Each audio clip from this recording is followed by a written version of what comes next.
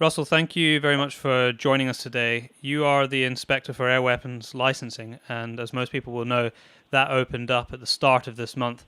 How's it going so far?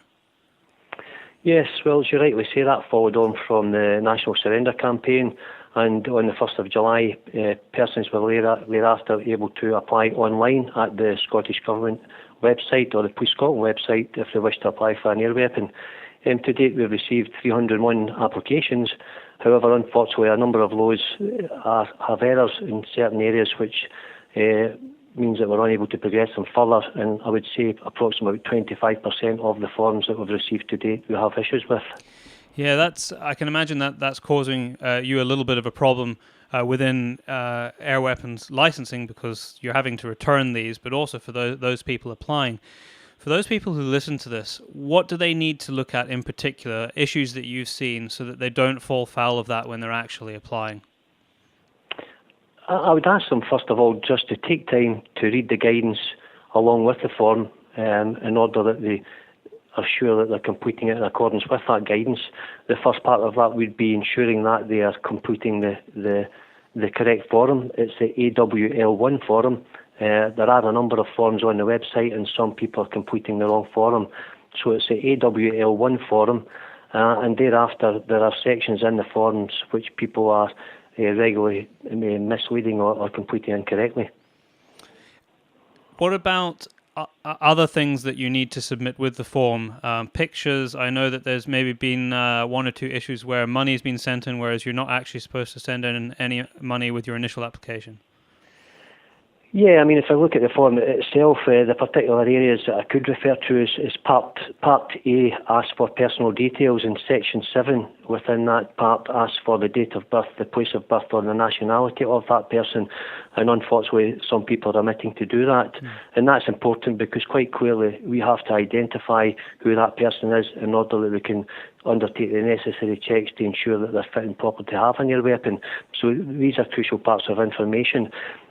Part 11, in relation to previous convictions, again, I would have to remind people that they have to certify all convictions, including those which are spent. If I then move on to Part B of the form itself, the air weapon security, sections 12 and 13 there ask for the reason for possessing and purchasing the weapon and the land. And some people are giving very brief details, for example, to shoot on land. Now, clearly we need a bit more than that, and I would ask people to provide as much detail as possible. Perhaps, what type of shooting are they going to be involved in? Is it target shooting? Is it for pest control? Where is the land? What type of land, and who's the owner of the land? If I quickly move on to Section 14, storage arrangements, again, it's just about providing sufficient detail. Some people are stating in a cupboard, but again, quite clearly we need, the more detail we have, the better we are able to assess it. We want to know where the cupboard is it locked, who has access to the cupboard, etc. And then Part C, the declaration, as you quite rightly commented yourself there about the photographs.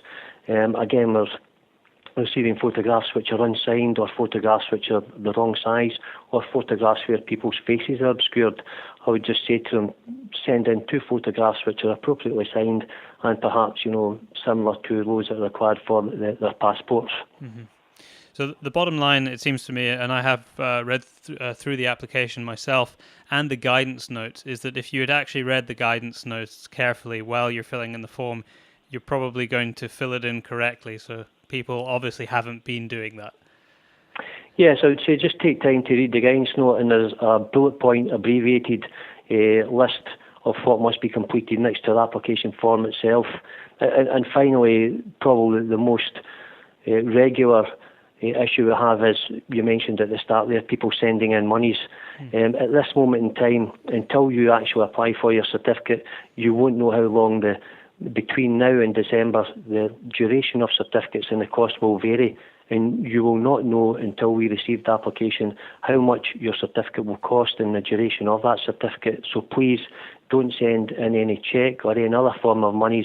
Once you send your application form in, we will thereafter be in touch either by email or by letter to inform you of how much money you should send in and the duration of your licence, and only then should you send in payment for the application. So just to summarise, Russell, For those people who don't have a firearms certificate and who don't have a shotgun certificate, they need to now apply for an air weapons certificate.